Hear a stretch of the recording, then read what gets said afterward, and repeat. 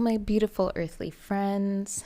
I am coming to you with just a lot of love and a lot of energy in this space right now, and I wanted to share that with you.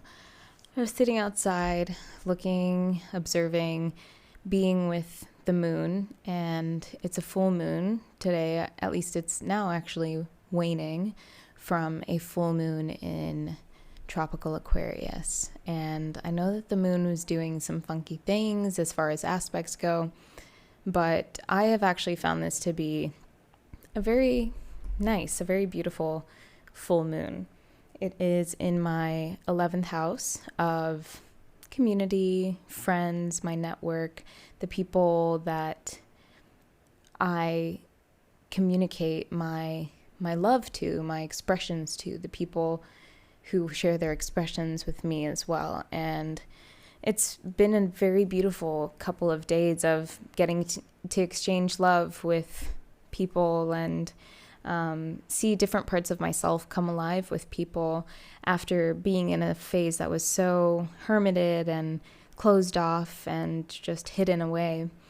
So it's a funny, I guess it's a funny little contradiction there. It's very telling of the Aqua Leo dynamic, right, as sister signs. So yeah, so sitting here looking at the moon and just feeling so much gratitude, so much beauty, so much love and relation to nature, to the bodies of nature. And I feel a lot of creative spirit also coming behind these. There are some projects that I want to undertake that really exemplify my love for humanity and for the fecundity of the environment and Mother Earth and Earth, Sun, energy, everything. So I thought I would take you on that whirlwind with me today by discussing a couple of concepts that I think will have some beauty. It will touch you and have some unity in your heart with you. The first thing I want to call attention to and bring space to is this archetype of the child magical. And you let me know if you resonate with this archetype at all. This is among many things that you probably already resonate and know. This is a person who feels very in touch with the lighter, more open parts of their heart and their human experience. A human experience that they identify so closely with nature and with their experience of nature, whether that is the buzzing energy of this colony that we experience known as the human species, or whether it is the light that refracts the prisms of light and color and energy that they see in their everyday life. The child magical is one who sees the sacred beauty in all things, in everything, who gives themselves the belief that in this awareness, in this space, in this universe, in their perception, anything is possible. They look for the spirit of all things. They look to the joy of living, of the joy of being alive and sharing space with nature, being a part of nature. They're optimistic and open-hearted. And I myself being reminded of this archetype today and this archetype's presence of me or my embodiment of her, that this is my natural orientation. This is one of my natural orientations and the one that I find so much comfort in. I'm really able to experience life when I'm given the space to adore everything about it and everything about my relationship to it. When I can really cherish the absurdity of this life, of this human experience, and truly get my hands on its texture, its feeling, its substance, essentially. So this was the first archetype I wanted to bring up to you, and now we are going to interrogate perhaps some things that are in our current auras too. Whenever you're listening to this, whenever it finds you, it will be the right time for you to truly hear this conversation. So welcome to this space of admiration and adoration of our beautiful, magical nature, child, and self. So I have a couple of messages coming out to me clearly already. There's a circulation of energy here. I have 3 main cards on the table making a triangle. And here we're talking about very sharp corners. We are nonetheless talking about the first connective flow, the first connective point. 3 turns what is the linearity of 2 into a dynamic, I guess you could say, circuit that feeds into itself. It is the first shape, essentially. It is the first dynamic, besides 1 just potentially being the circle, right? But I feel like that is experienced or discovered after 9. Sorry, not 1, but 0. 1 being, the single point. 2 being the linearity. 3 creating this triangle. There are some stories here being told about somebody's cycle or a progression that they found themselves in or find themselves in repeatedly. That is this cycle of leaning into some spiritual or moral teaching, right? And discovering nature here, discovering God here, or discovering, one's purpose, one's, truth, essentially. Not even just one's truth, but the truth. And then there's this experience of clarity, right? Finally, truly thinking in truth and feeling in truth, but specifically being able to hold this vision and this knowing, right? We're talking about clear, very clear understanding of this truth. And in that space, we move into this archetype of the lover, the one who has a great passion and adoration for what it's learned or what it's learning, or just this experience of being in alignment with truth, feeling aligned with purpose, with divinity, with the law of the universe, right? And I mean, you can't deny that this is nature seeking equilibrium, essentially. This is the strings of equilibrium, the vibrations, right, of equilibrium, where through chaos we find resonance, and through chaos we develop, we develop in a way that allows us to persist. The human body has evolved in a way to combat the forces that would not allow it to persist. That is our evolution. That is our vibration within time, right? But from this passion and adoration for our alignment with truth and adopting this maturity of our vision, we move into this more darker energy, right? As there has to be if we're accounting for the balance of this triangle. Where there is light, there must too be dark. So here we move into the darkening phase, or the darkening part of your loop, the darkening archetype. And this is the archetype of the saboteur, and it's characterized by this need to retract or to detract or to put a kink in something, right? To slow or impede, to alter course. And the way that I find that we're doing this is by expecting there to be more, by not allowing ourselves to end at one point of truth, but there's just this constant expectation for more. And it might not even be intentional from you, but it is just the way that this energy is flowing, right? That this energy, this piece of entropy in nature is flowing.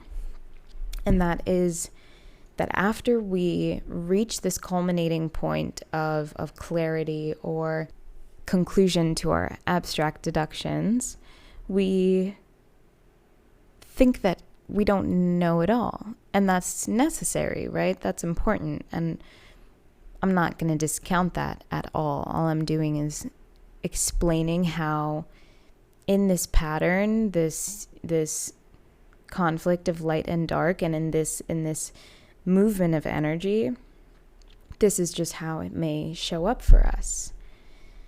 So specifically for those who are resonating with, everything I've set up to now, I really feel like this is an important, very important part to listen to and to learn about. This energy of the saboteur, the one who thinks that they need to wait for better now, right? And it's not static. It's not like it just stays like that forever, right? I want to emphasize that this is a phase. This is a cycle. So what can we gain from this place? How should we interact with this space, right? And there we go again, moving now forward and up into the next phase of this loop, which was that wanting to know the law, wanting to be in accordance with the law, right? And in this case, the law here is like understanding the law of psychology or the laws of, metaphysics or human behavior or human beingness, right? And as I asked myself, why am I doing this? Why am I in this place? What can I learn from this space? And then the loop continues. After the questions, you gain clarity, and then you're right back into this darkening space, right into this darkening phase. So this is a concept that I really want to elucidate because it's also been coming up, just this concept of being in a loop, doing things in a loop over and over, and how do you get out of this loop, especially these thought loops, right? Act as if it's already been done, meaning don't do what you've been doing over and over again. Put the cart before the horse instead. Do something to change your own energy, but not with perfect expectation, but do something that gives you a different perspective. Because what we don't want is you to believe that this phase is permanent, is how you're always going to feel, is just your destiny. Because then you will lean into that waiting. You'll lean into that expectation of there being more coming for you, as opposed to you going towards more and you creating more. That you'll get sucked into that underbelly of depression, of nihilism, of grief and sadness, of how things used to be. You won't let yourself lift your head up and start thinking about and learning about different things in the world, learning about the rhythms of the world, or whatever vibrations, whatever colors, whatever, fascinating things there are to this universe. You don't want to hit the kill switch. As much as I want to avoid it, the 7 of Wands keeps showing up.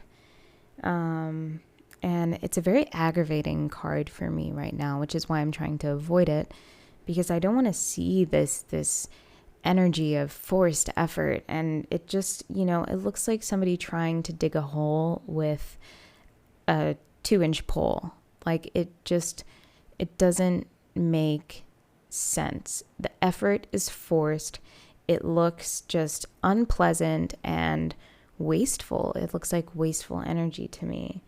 So that's just why I've been personally avoiding it, but it wants to pop out and be seen anyway. So we have the 7 of Wands here sitting on top of the Ace of Swords that I initially had out, which if you were listening to my words would have sounded like the energy that I was talking about, clarity and finally reaching this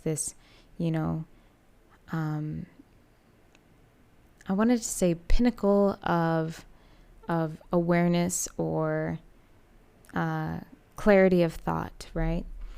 So the 7 of Wands is sitting on top of that, also related to this archetype of the matured child, magical, who has become the lover.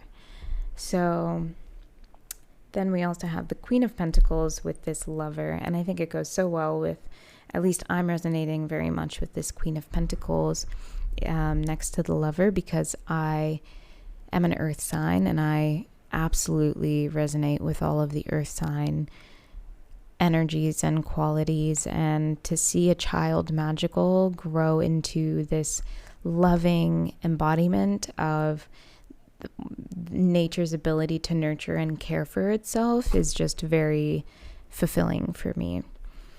So the Queen of Pentacles here, as well as our storyteller and seeker of knowledge, our seeker of information, the Page of Swords. The Page of Swords is the energy that will take itself on a journey towards enlightenment, towards greater knowledge, greater ability to wield its knowledge, to communicate itself. The Page of Swords wants to be a great communicator, right? And so it's demonstrating this beginning of that journey, this beginning of seeking an ability or the ability to wield its sword of mighty words and theories, and to understand the world logically, to understand how things move. So I think that's just so beautiful. And I really am adoring, seeing that I have this archetype of somebody communicating themselves and wanting to understand more through communication showing up as I am recording this podcast, recording for the first time in quite a while. So with the star at the bottom of the deck kind of ruling over this entire energy, I see that this is very clearly a harmonious relationship. It's a healing relationship. It is this ability to pour into the earth and feel it pouring back onto you, to feel, so bare and naked within like this greater chasm of the universe's impetus, right? The universe and whatever else is out there. So whatever else we've come from, really, whatever else shares reality with us. And yeah, this is a relationship that we must defend, as other organic creatures hearing this and feeling the importance of this symbiosis. This is something we have to defend. Defend your love for it. Defend the truth. This is the truth. Without nature, there would be no us. There would be no health. There would be no beauty, no being. So I hear also that there are some distractions. There are potential things that will be distracting us from really tuning into this craft, this way of living that we want to cultivate for ourselves. And that's really what it is with the Queen of Pentacles. This is a way of living, right? And there may be outside forces that we feel like are gonna easily like erode away at this soil, erode away at this terrain, right? That we want to cultivate for ourselves. And we have to be careful because that's going to leave you feeling a little bit barren. Like perhaps maybe you have people making you feel like your dreams aren't big enough, or that, your choices don't align with what is more stereotypically you, or what should be you, or, how other people would have thought that you would have been. Things like that can be threatening to what is truly best for you, which is truth, which is your truth, your understanding of truth innately and as intuitively as you possibly can. How do you want to feel that success that you're looking for? Because, essentially saying that you'll let other people's opinions of you determine who you are is also saying that you want to be validated in some way. You're seeking this type of reciprocity. You're seeking voices and eyes that look onto you with approval rather than disapproval, rather than dismay. So this is likewise about not only cultivating an environment, a terrain for ourselves, and being the owners of those gardens, but it's also about aligning ourselves with truth, with practice, creating a tradition or a ritual, or understanding, that you need to be aligned with some type of destiny or a truth. What I want to kill are the negative thoughts within my mind, the thoughts that keep me paranoid and secluded out of fear that I won't be enough for other people, or that my love will not have the space to be expressed. And instead, I cultivate and I take action on the things that I have control over, on the boundaries that I set with my choices, with my choices about the environments I want to put myself in and for what amount of time, the people I want to see, and not just choices that remove things from my life, but the choices that add actionable things to my life, that add actions to my life, that allow me to instantiate meetings or creative projects and to create spaces, as opposed to choosing which spaces to go to and avoid. And this feels like a really big responsibility, right? This feels like, as somebody now who has encountered consciousness in such a way that you understand that there is choice behind it, as much as there is, fate, I guess you could say, there is choice. You have the power to do. You have the power to take action, to create, to be something. And for a lot of us, that can be very daunting. It can be overwhelming because you feel like you're in control of it all. And how are you supposed to control and micromanage all of these little things that don't even fit inside of your head? Well, my friend, that is the art and practice of being. But I want you to carry a lighter load. Hopefully, you can see that there's so much that takes a step with you. There's so much that moves with you. And just as we said before about finding resonance, finding harmony in this pool of chaos, you will move with the chaos. You don't have to know exactly where every next step will take you. You may fumble as well, but you'll move and you'll keep moving. So I would hope that you see now that the more you move with beauty, beauty will move with you. The more you move with love, the more love will move with you. The less fear you have to feel, the less fear will daunt you. Because just as the fear is there, it is the love that you let move you and guide you, not the fear, not anything that taunts you with fear, but it's love. And when night comes and you haven't built the whole home that you've wanted, you'll remember that it's just a phase. And as the next day comes, you'll be able to move with the buzzing energy of the bees and the trees and the flowers and the people. And again, with the morning sun, you will know God. You will know your energy before the sun comes to fall again. And in the darkness of night, you will have to remember that there is light. I love you all so much. Thank you so much for joining me in this little space that I've created. And until next time, until we meet again, please keep moving with love, with color, whatever color or void of color that may be. I love you. And I love you for it. And thank you for sharing this earth with me.